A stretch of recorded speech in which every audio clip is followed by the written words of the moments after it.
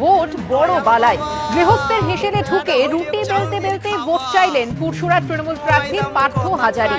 পুরসুরা 2 গ্রাম পঞ্চায়েতের পালপাড়া এলাকার এক ভোটারের বাড়িতে যান তৃণমূল প্রার্থী। তবে ইস্যু গ্যাসের আকার। গ্যাস না থাকায় গৃহবধূ কাঠের চুলায় রুটি বানাচ্ছেন। এই দৃশ্য দেখে